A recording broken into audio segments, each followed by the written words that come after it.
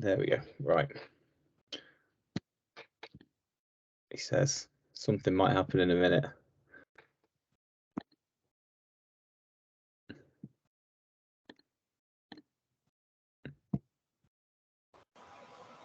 So hopefully I've got a slide. We got there. Excellent, excellent. So that was a bit painful. I don't think it's going to work. So yeah, so thank you very much for having me. Yeah, I'm Tim Flower. So I'm the UK account director for KONUX. I've been with KONUX since last October, and prior to that, I spent 18 years in Network Rail at various different jobs, but ending up at as professional head of maintenance and then chief intelligent infrastructure engineer. So spent a lot of my career looking at how we can I guess do maintenance differently using different technologies, different techniques, things like plain line pattern recognition. I think I came to talk to you, some of you, it was a long time ago now, probably about 12 years ago. Previously, that was my last attendance at this meeting. So thank you very much for having me back. So yeah, I want to talk a little bit around monitoring and data, and from my experience and how I think we should use data, and then I'll talk some more about the KONUX solution itself. So in terms of using data effectively in railway, I think it's very much a continuum. We need to always strive to get better, and we need to make sure that, you know, when we've delivered something, that we've got a plan to keep improving it as well. I guess plain line pattern recognition being a point there where it sort of didn't change for 10 years, which is a real shame because it could have done S&C, it could have done various other things, so on and so forth. So, but getting back to this, I think the first thing you've got to think about is so what we're trying to achieve. What are we trying to improve? What we're trying to do differently? That's the first step. I'm a big fan of reliability-centered maintenance, failure modes effect criticality analysis, and that forms a really nice basis for identifying the right failure modes, identifying the most frequent failure modes, and from that you can then determine what monitoring regime you want to put in place, whether that's from a train or from fixing something to the asset, from a helicopter, from a drone, etc., etc. There's a world of options for monitoring, but if you work out what you're trying to monitor, what you're trying to achieve first, then you'll hopefully get the right result when you do monitor it. Then once you've captured that data, it's how do you exploit it? That's a really big opportunity, I think, for railways in general. Got loads and loads of data, and some really clever tools beginning to come online. But it is at the beginning, most definitely, and there's a huge amount that can be done by integrating different data sources, bringing them together, deriving clever algorithms from them. There's just so much opportunity in that space that I think the railways have got huge, just lots of progress made, but lots of progress still to make. And then the next bit really is about how do you present that data? How do you make sure the person who needs to do something with that information, how do you make sure the person that needs that information gets in a format that they can readily digest, and doesn't have to hunt for it? And again, lots and lots of progress being made in that area, but you still do have the scenario where an engineer perhaps has to go to 5 or 6 different computer systems to get to the answer they're looking for, and they'll have to pull different data from different places, put it in a spreadsheet, and then work out the answer. That's got to move, that's got to change, in my opinion, to give people the answer they need at their fingertips. And that comes on to the interact bit as well, really. So you obviously want the people in the office to interact with the data, but we need the people in the front line to interact with it too. So giving them modern, up-to-date, intuitive tools that enable them to understand what's happened before, understand what they're supposed to do, and then feedback what they've done and what they've seen while they're out there. By digitizing all that process, you really can make a huge difference to maintenance and management processes. And I guess underpinning all of that, and it's really easy to say, much harder to do, is the people and culture change to make people want to use those systems as opposed to telling them they've got to use them. How can you make people understand the value to them of following that loop from interacting with the data and from providing that that feedback, which means that next time they turn up, the thing that they reported might actually have been done, if that makes sense. So and then you start again. So it's either the next asset type, or you see what else you can do with the same asset type. There's just so much opportunity. And then this is a very busy slide, but I guess it's a very complicated asset, so I can't make any apologies really. Prior to leaving Network Rail, we spent a lot of time looking at how we can, I guess, drive down the scheduled work bank for maintenance. So how can we think about things differently? How can we use different tools, techniques, and obviously S&C being probably one of the biggest risk areas of the railway, was probably where we spent quite a huge amount of time, and quite often we find the answers already existed. They just hadn't been fully implemented, or one bit had been implemented in one place, another bit had been implemented in another. And I think by joining it all together, the opportunity to make a step change in cost, efficiency, reliability, performance, safety, the pieces of the puzzle exist. It's just how do you knit them all together to get to the output that means that somebody only goes to an asset when they need to go to it. So in terms of this very, very complicated diagram, really, first of all, sort of what do you want to achieve for your S&C? And that could be as a national infrastructure, as a region, as a route, as a delivery unit, or for a junction. They're all different, I guess, different lenses on the same question. Not all junctions are equal. Some will destroy the traffic for the day, another will have very, very little impact. So we probably shouldn't treat them all as equals. We should be able to treat them to I guess deliver the output they need to keep the trains moving. But to deliver that vision, you've then got to think about how do you make sure you've got accurate data. Some of the data that I've seen isn't as good as it could be. There's a big opportunity, so much data sort of in one hand and so many systems in the other hand, and the data that's available isn't necessarily been transcribed into the systems that run businesses. And this isn't just a UK thing. This is what I've seen in lots of places. But getting that accurate data then means you can get your maintenance schedules right.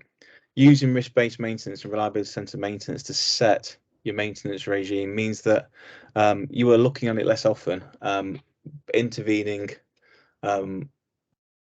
probably before the degradation is as severe, but in a much more planned way. So again, you're going to the asset less often to inspect it. You're going to the asset perhaps more frequently in some cases to maintain it, but it's in a controlled way. It's in a planned way. So that's a huge step forward.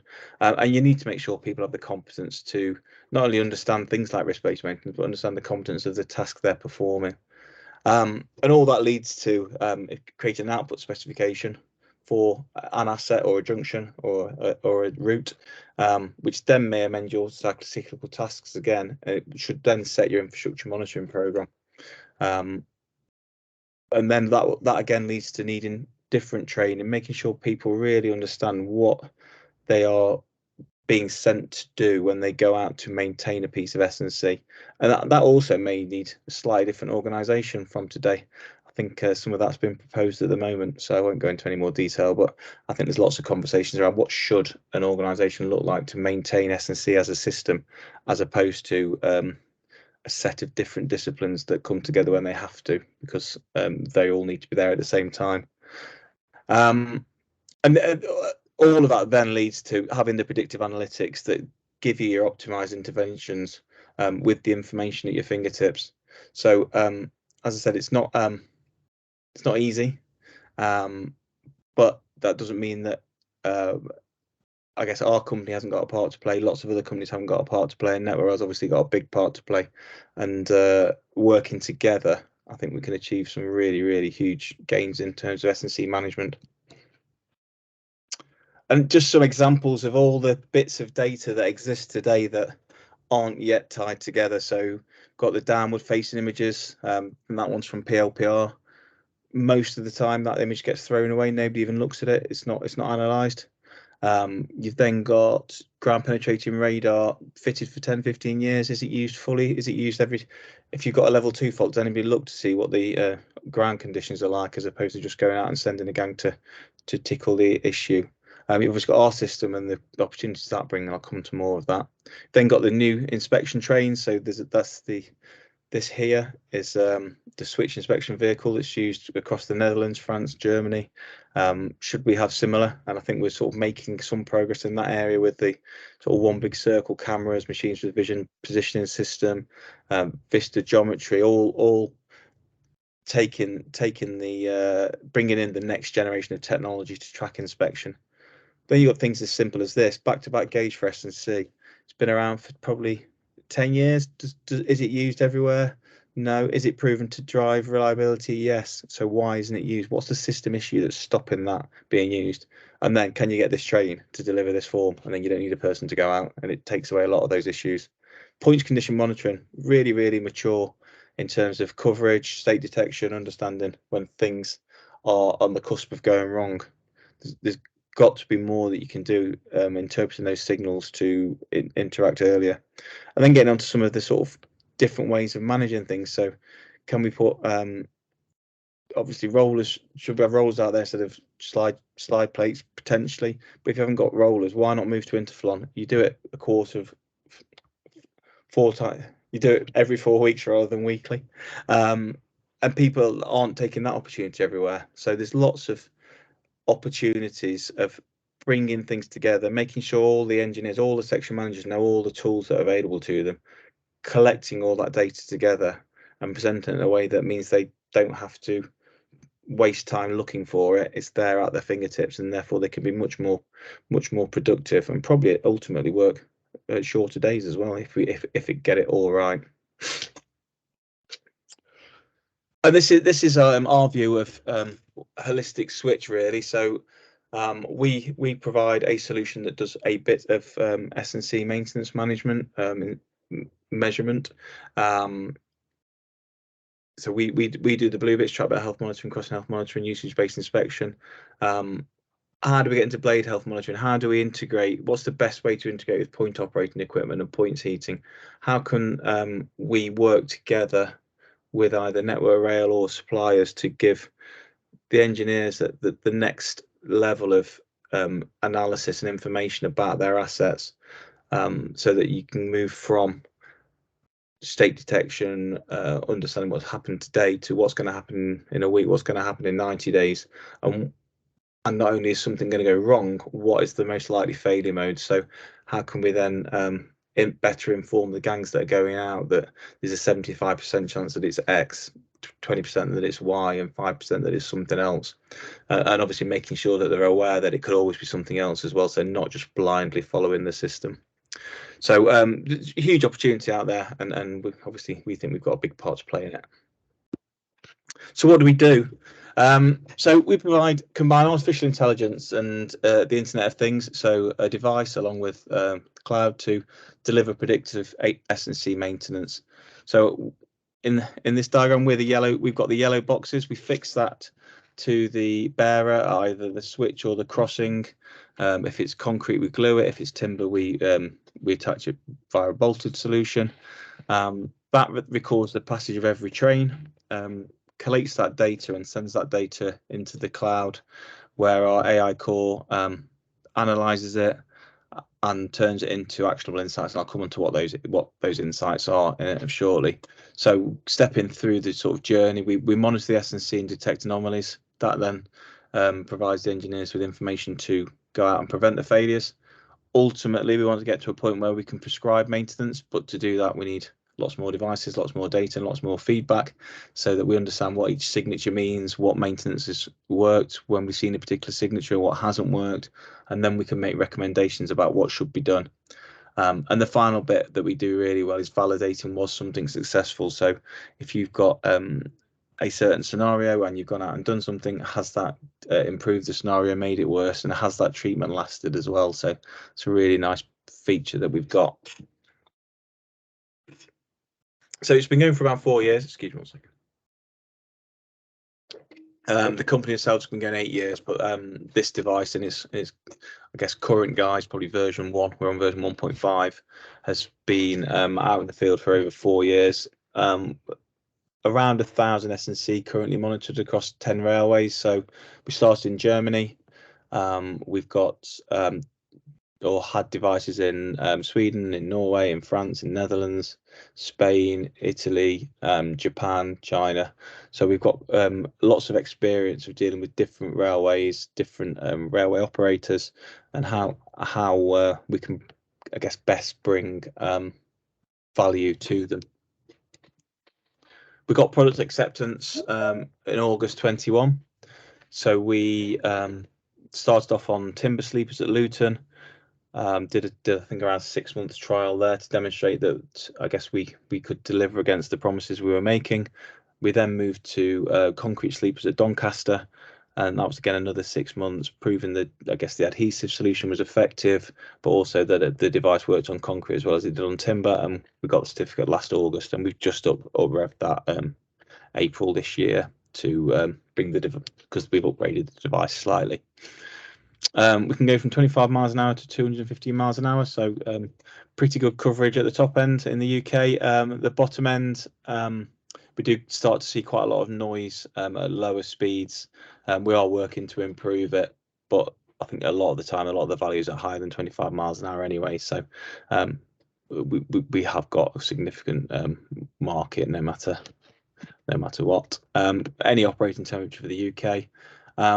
And we've got 4+ year battery life. We offer the device as a service, so we don't generally sell the device. So we offer it as a service. We monitor it. We manage the back end, its health. So we understand if it's starting to go wrong, if the battery's died prematurely, so on and so forth. And we have, we believe, just managed to get that battery life up to 6+ years as well through some clever software. So we do I guess iterate all the time, trying to make the devices better and better, both on the hardware, the software, and the algorithms. And it can be fitted to any S&C type, fully autonomous. There's no wiring. It just in terms of fitment, it takes around 10 minutes to glue the base plate on for concrete bearers. We then have to wait a day for the epoxy adhesive solution to cure, and then the device can go on in the next available shift. We are working with the technical authority to put mounting points into new sleepers as well, which will vastly improve that process. But obviously that'll only work on new layouts. For timber sleepers, it's pretty much a 15-minute job, and you fitted it and you can walk away, and it starts monitoring as soon as the trains start running. We've got a really unique and mature feature set, which I'll come on to, and we do pride ourselves in delivering new features, working with the engineers to understand what they want to see from it, and then building new features on that. And I guess as we progress, we'll start to look at how we can deliver more network level features as opposed to purely features at the S&C as well, both by using our data and using other data sources, bringing those together to provide as much information as we can to the operators. This is our I guess the initial primary feature that was developed, I guess to answer a question that came from Deutsche Bahn originally. So how can they remotely monitor the assets under load? So we've had that feature for quite a number of years now, but from a Network Rail perspective, or from a UK rail perspective, we can really help with the fact that people aren't working with flags anymore, that people aren't seeing the traffic under load. So we've got the opportunity to provide almost eyes on the ground when there aren't any eyes on the ground, in terms of how is the asset performing as a train passes through it. So we can identify the voiding, record it, we can spot trends, and we take away the need for void meters. So we are a continuous void meter, and that enables them to comply with both 054 standard and also track 001.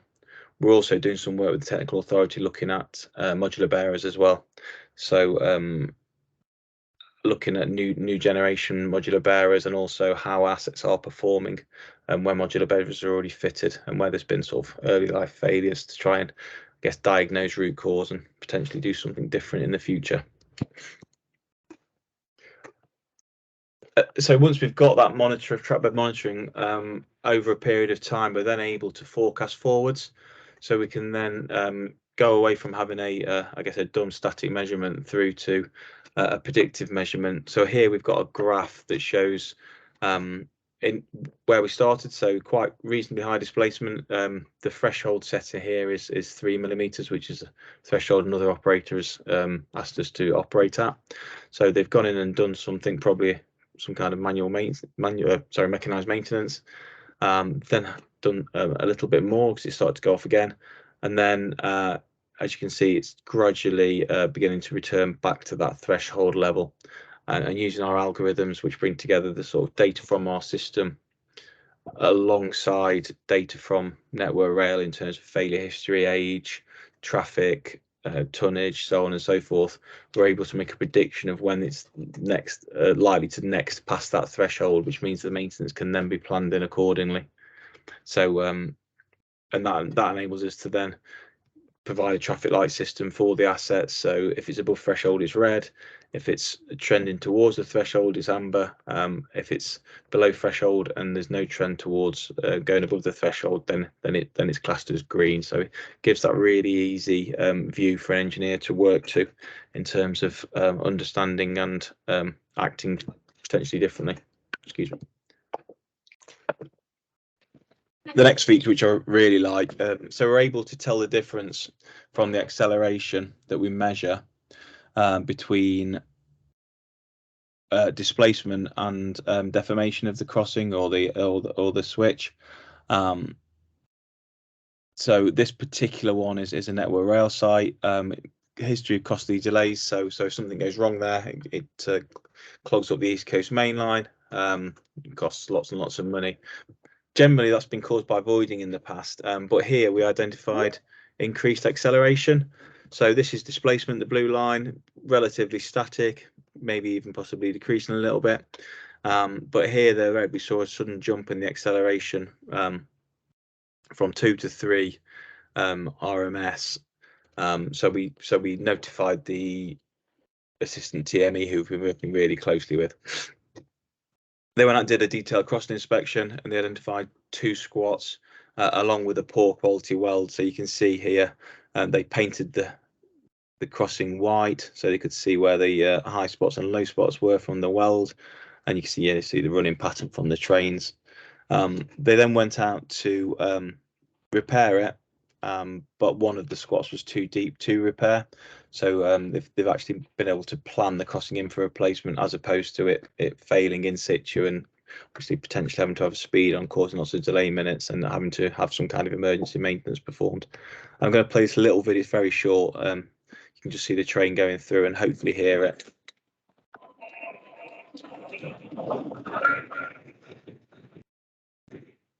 So you can hear there the sort of impact the train's making as it passes through that crossing.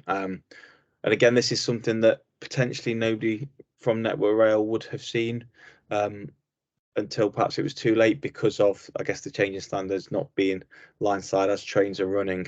There's a much greater chance that nobody would have been out there looking at that. Obviously, they went out to look at it, hence it being videoed, but ordinarily they wouldn't have been there. So again, it's helping maintenance be more proactive and I guess it assure themselves that the switch to away from red zone working, etc., is still being managed effectively.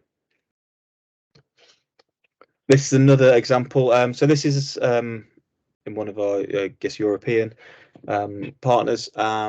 They are, in this particular instance, they weren't using the system as business as usual. So we were monitoring the device, but no action was being taken for anything that we saw, because it's all part of their sort of acceptance process.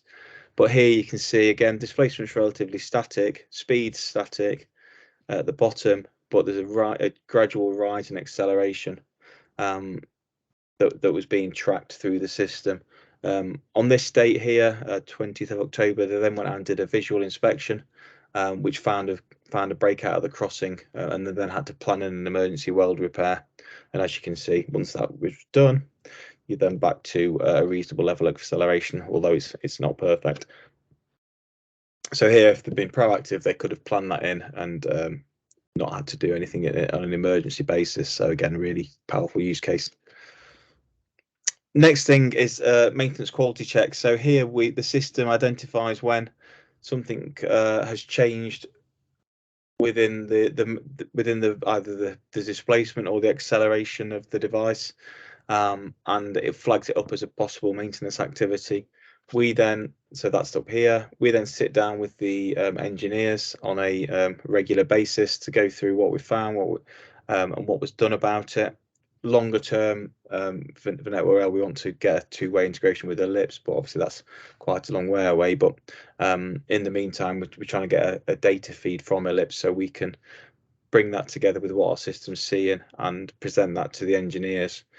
So they've then got a full asset history of what's happening at an asset, or in this case, for a specific activity. So this is different. The same a type of maintenance being performed at different assets, but you can turn that view around and have it an assets history, do it over a timeline, so on and so forth. So it really helps to see what maintenance is being effective, what isn't being effective, and then you can click on a potential thing and go and look at the graphs and click back again. So it's really nice and interactive and simple to use, and it really helps understand the outcome of, in this instance, tamping at the crossing and switch toes. So we did quite a lot of analysis of 100 tamps that were performed to look at were they effective and sustainable, and the definition in this particular instance was a 15% reduction in displacement, and did the displacement go below the agreed threshold of 3 millimeters? And then the third thing was it sustained for 60+ days? And so using those measures, we found that 75% were ineffective. So only 25% of the tamps actually reduced the displacement of the crossing below the 3 mil.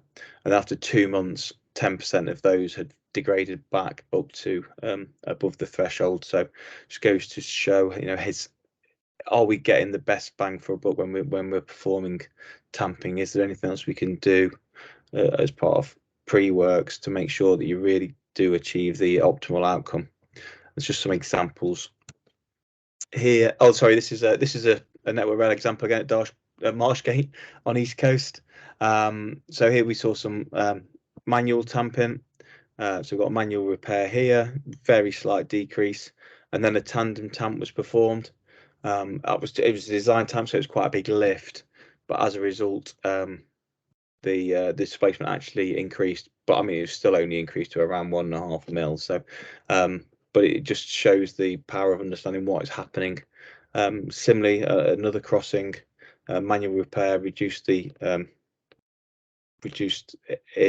below the threshold, then starts to go back up, and then the tandem tamp came in and did a greater job, much better job. So it sort of shows what's happening as each intervention takes place, and was that successful or not.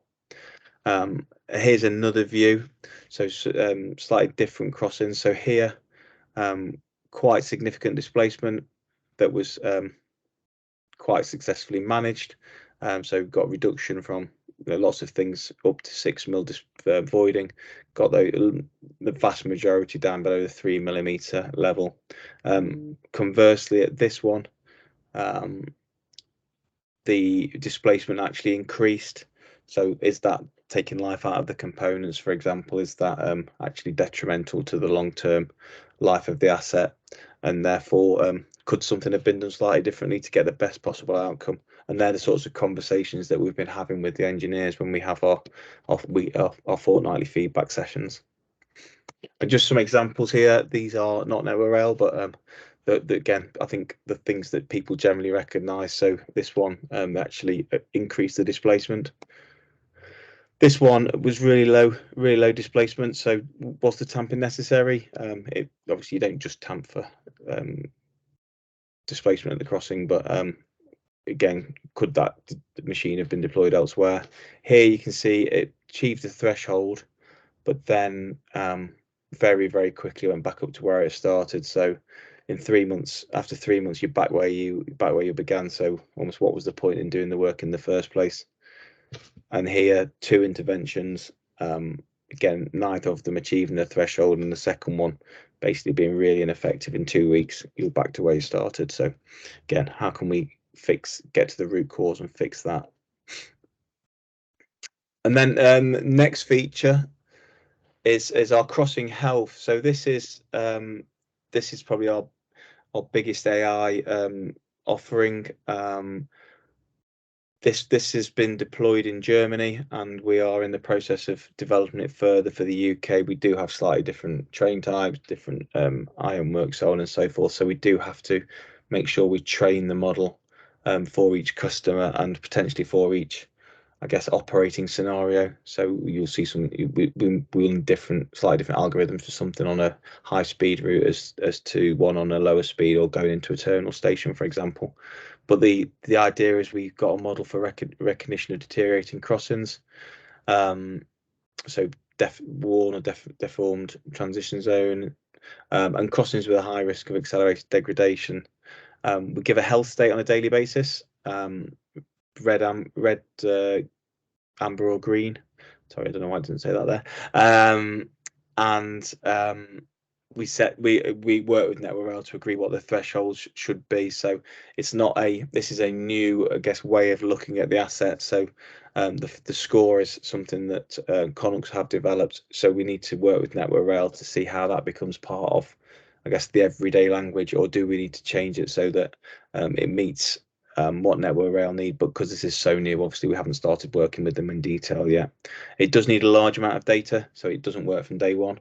We do have to collect quite a lot of data, and we need to also feed in quite a lot of ground truth data from Network Rail, with maintenance history, so on and so forth, so that we can give the best possible algorithms. But this is working in Germany, and we're confident they'll be working in the UK once we've got a greater number of assets out there, which is in the next sort of 4 to 8 weeks.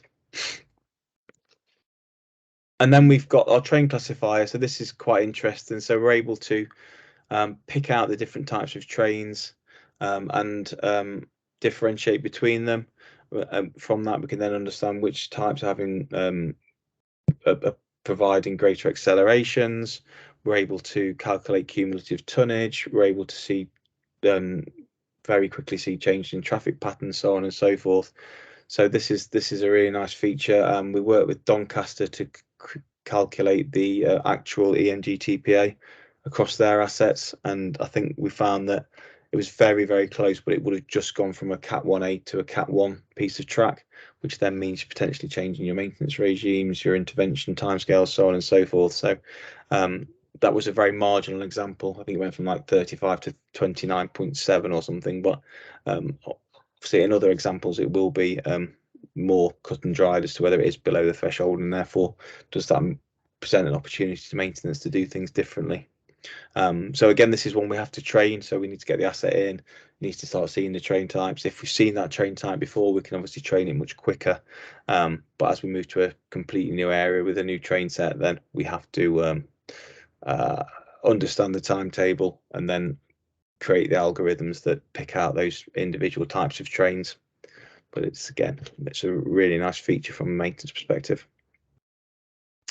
So in terms of where are we in Network Rail, it's quite an exciting time actually. Hopefully all being well, we should be putting our next lot of devices into North and East on Saturday night, which is great. And then from that, the rest of the items on here will flow. So we've got the 16 devices at Doncaster and 4 devices at Luton I've already talked about. We've got 8 devices going into Whitehall, just outside Leeds in June. Further 64 devices across the North and East, so the first one's this weekend. Another 18 devices for East Mid, 16 for East Coast, and we're working closely with Sussex and Kent now, Wessex and then Western. So we're starting to see penetration across most of the routes. We have put an offer in for a couple of devices for a specific problem on West Coast South, and we've been talking to Johan about what does it look like for North, West and Central North, and I think he's shown some interest in taking some devices as well. So we're getting lots of little implementations that enables the engineers to really understand the capability, understand what it would mean for them as part of a broader, I guess, asset management regime. But yeah, we expect to have, I think, the vast majority of these devices, except for Wessex and Sussex, because they're a little bit further behind, in by the end of June, maybe early July. And then I think it'll give us a huge amount of data that will really help to drive, I guess, A, understanding of the system's capabilities, and then B, what what difference could it make to maintenance, for example? How could we bring it into that reliability centered maintenance regime? And this is the benefits case that the research and development team did with East Coast Route originally. So based on what they'd seen, they sort of estimated a 20% reduction in delay minutes for the assets that are fitted. Driving that increase in crossing lifetime and switch lifetime is really key. We've got switches crossings failing after 2 years at the moment. We must be able to do something different for monitoring and changing the maintenance regime to make those last much longer. And then overall, if we get that right, you then lead to a longer S&C lifetime, which gives you a huge gain. Obviously, changing S&C unit these days is a huge amount of money, very disruptive. So if we can get more life out of them through using this solution, that's a big gain for the railway. And then longer term, as I said, how do we become part of an optimized maintenance regime? We've had some initial discussions, but we just haven't got the device coverage in the UK yet to take that to the next level. So hopefully, following the summer installations, we'll be able to start having those discussions as well. That was it for KONUX. I was just going to talk very briefly about something else that we're working on that might be of interest. So we formed a bit of an alliance with some fellow suppliers to really, I guess, not just turn up with something that finds problems, but also that can help them with the solutions. So when I was at Network, one of the things we did find was that a lot of the answers were already there. They just hadn't been implemented everywhere. They hadn't been implemented consistently. People had tried to implement them, and it hadn't worked for whatever reason. So we really want to sort of show what solutions are available to the section managers and engineers through a roadshow approach, through whatever works for them, really. So we can get into understanding failure modes, what best practice and best value solutions are there out there to maximize asset life, what monitoring opportunities are there, what else could they what exists today, what else do they want, because obviously want to have a two-way conversation about really getting to the root cause of their problems, and then help to, I guess, develop either collective solutions or individual solutions depending on what works, who's got what capability within the alliance, which then ultimately leads to optimized maintenance regime and getting rid of those painful failures that come back time and time again. And so we've sort of come to the conclusion that if we work together, we can generate much greater value for the industry than by working independently. Obviously, each of us is out on site with different people at different times. We will see different problems, so we're able to sort of say to the engineer, have you thought about this? This might help you here, so on and so forth. So it's very much around awareness and really driving that knowledge into the section managers and engineers where perhaps they haven't got it, or they've tried and it didn't work, understanding why it didn't work. In terms of who's on board, huge amount of expertise. So Brett Nelson is working with us. Darren Sharp spent a lot of time in London Underground, currently supporting Network Rail. Neil Denton, I'm sure lots of you know. He brings his unique take on maintenance and how we can really improve and what we need to do to improve. And then Mike Andrews, again, probably 30 years in the railway, working for DWG, Infocro and Spikefast. So they're the sort of real, I guess, people with a huge depth of experience. And then at the bottom, we've got Rob Taylor from Interflon, Alex Band from FlexiLube, myself and Dave Cartledge from Stay Tight. So we're all, I guess, working together along with one big circle. Because we think that collectively we can probably solve problems much better, and just really help the industry move forward. And I guess this is my very poorly drawn representation of how it all fits together. So got FlexiLube providing the lubrication into the clamp lock, using Interflon's lubricant. Got Interflon on the slide chairs. Got Interflon potentially on the face of the rail. Got the potential to use fast patch on concrete bearers or spike fast on wooden bearers to help with gauging issues. Stay tight from a bolting solution perspective, ourselves monitoring the asset, and then obviously one big circle with their video capability. And we think as a set of individuals working together, we can really help raise awareness of, I guess, our collective product set and what can be done differently, and then we can then start to work together to build joint solutions where we identify problems needing those solutions. And this is I really like this. So this isn't something that we've done. This was given to us by one of the delivery units, and it's obviously rightly very proud of what they'd achieved on switch defects. So over, got to ignore 2022 because obviously it was very early in the year, but from 300 to 246 to 192 to 117 switch defects through applying the techniques we talked about today, through using the right lubricant, the right equipment, making sure that the maintenance is done optimally. It just shows what is possible, and I think it sort of shows that Network Rail has the, I guess, the potential and the people to do it. It just doesn't always happen everywhere, and it's how do you get to the bottom of that? And obviously we'd like to be a part of that improvement in the future. And that was it for me. Hopefully that was okay. Very good, thank you, Tim. There's one question coming on the chat. Sorry, I'm getting feedback from myself. From Rob McDonald, he's asked, could this be used to analyse the benefits of using DTS when tamping? Yeah, we definitely think so. We haven't done that yet, unless they. Am I still sharing? Stop sharing. Yeah, cool.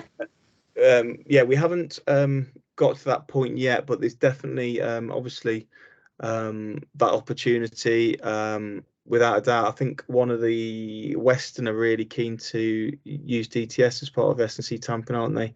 So we are going to have some conversations in that space. We're also talking to Bob Hardwell about System 7 and can we, if they tamped some of our sites, what difference would it make? Can you see the difference? And, you know, all those different data sources and potential, bringing it together is, we think the opportunity is really big in that area.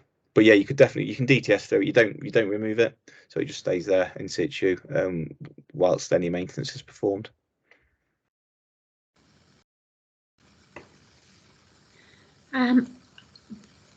I've got a question that came via email. I don't know if you got it as well, Tim, that Sarah shared. She might not have shared it with you. It was put on the booking form. There's quite a lot to it, so I'm just wondering whether anyone else has got any questions before I start delving into bits of this.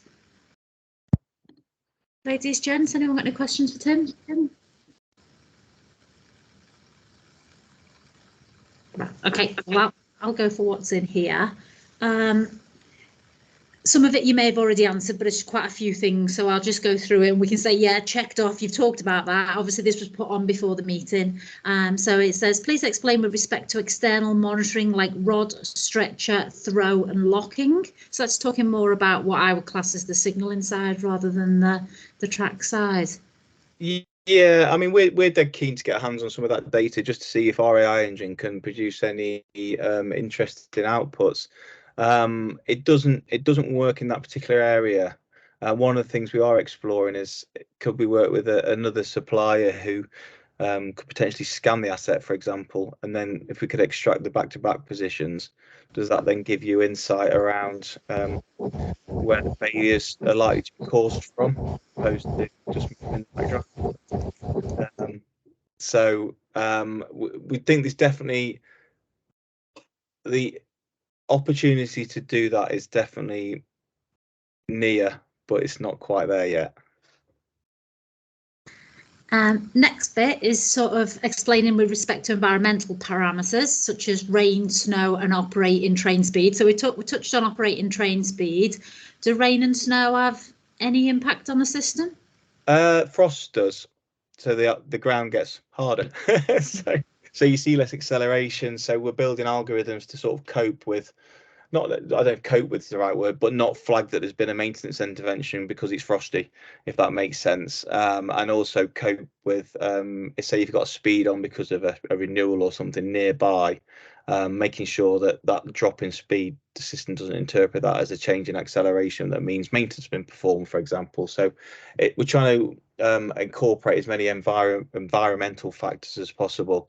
The train tracking thing is interesting.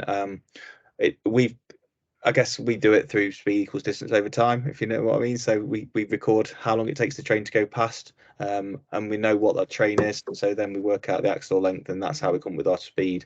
So we're working with incremental solutions to cross-check that with their GPS tracking that they've got across lots and lots of fleets. So to make sure that we're as accurate as we can be as well. So there's lots of things in that area where we're really trying to drive improvements. Snow, I don't think snow has a massive effect unless it is really frosty as well. But we do have a temperature sensor because so we understand what is happening outside. Oh, so that raises the question: how accurate is that, and could it be used for stress-free for CRT monitoring? We looked at that with Doncaster. I wasn't actively involved in that, but we did look. You could use it instead. It wasn't as good as obviously sticking something on the side of the rail, but it was better than the proxy, if that makes sense. It was better than what you use normal. Do you use environmental temperature normally? Well, you'd start off with environmental temperature to give you a trigger, and there's rough calculations from that. The remote points heating is another source of data, but I'm not sure how accurate that is personally. But this year we're relying on renting some new RTMs that were scattering across the patch. But yeah. Yeah, there's definitely. So we looked at it because it was interesting, and then because it wasn't like a need, it sort of stopped. But if there's a need, we can look at it. It's more just another piece, like one less piece of kit that you have to buy and look after and so forth, isn't it? That's the only reason why I said it. Stuart Corrie's posted a question. What were the most significant changes you noticed between various countries' railways? Oh wow, that's a question. We're not as bad as everybody thinks. We're like that. Well, everybody always says, "Oh, Germany." I was at something on Tuesday. How Germany is so light years ahead. They're not. Their networks in a right mess at the moment. Everything's late every day. Netherlands are fantastic. They've got it's a small, compact, and incredibly busy railway, and they banned red zone working 15 years ago, and that's driven such a huge amount of innovation. So that train up, the sort of trolley looking train thing I put up at the start, that's in the Netherlands. Lots of the good ideas that have come out of the Netherlands. Yeah, in terms of, they're all very different. Network Rails really does push the envelope in terms of innovation and remote condition monitoring. We're as good as anybody except maybe the Netherlands, without a doubt. And then if you go to America, then it's a different kettle of fish again. Has anyone got any questions that they're happy to speak up about? There's a little bit more to this question I've got, but it goes a little bit more technical at that point. They're asking how the algorithm is implemented, dashboard, parameters, communication protocols, a bit more of the back end bit. Yeah, no, that's cool. So we send the data off. So there's a bit we capture the data all day as the trains run through. So we capture every I guess axle as it goes through, and there's some interesting things that you see in there as well. Like why is the 9th axle done 3 times the acceleration of all the other axles? So we're starting to think of is there something interesting there around wheel flats potentially. We capture all that data. That then gets sent off about 2 a.m. via 3G, so just SIM card basically, and we sort of do a survey to make sure we've got network coverage before we install, because we can go to any network. We then send that data back to our cloud. We process it overnight, and we present that in our user interface, which is another user interface, which goes against what I said at the start. But longer term, we'd want to work. So with Deutsche Bahn, we just send them data, and that really isn't working.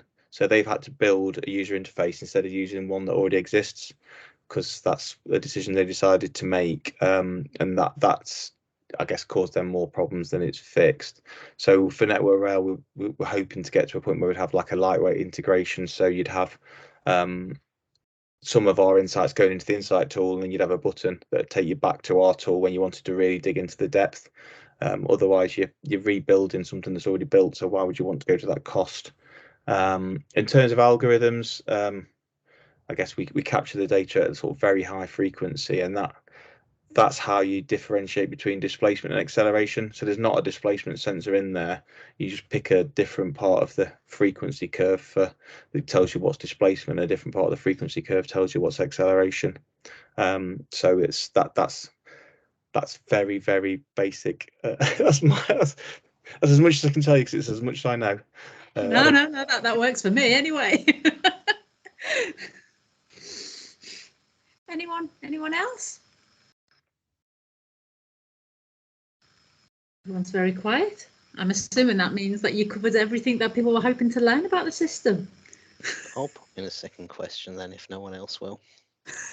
If the safety and reliability of the railway is going to be dependent on your system, does that cause Network Rail a significant problem with vendor lock-in? Well, it's I guess that's a Network Rail decision, isn't it? That's a good question. I'm not saying that you don't, but 25 years in the future. Yeah, most of the great people and the great work they're doing have moved on, retired, and so forth. So I guess it's like any system you in, like playing, like, again, PLPR, plan preparation. That was that was Network Rail paying somebody to develop something that Network Rail fully owned, and so did it create vendor lock-in? Probably, because then Network Rail didn't do anything with the IPR that we owned. So it's almost like potentially, but if Network Rail creates something, they've then got to maintain it. They've then got to have a continual upgrade program, and experience shows that comes in bar waves as opposed to continually. So I guess that my counter to that would be, if we can partner with you, then we can sort of co-develop the features that are required. And we're not the only supplier in the game. Obviously, there's others that are also working in this area as well. So it's a big playing field. So I think there is room for more than one. I guess it's slightly different to perhaps points condition monitoring, where the systems might work differently, but they're measuring the same thing. So they're measuring current against time. We are measuring the vibration and then using our own bespoke algorithms, which are going to be different to a different vendors. So that's perhaps where the differentiation is between us and others. But I guess we've all got to prove that if we say it's a 5 mil void, then it's 5 mil plus or minus whatever tolerance Network Rail set us.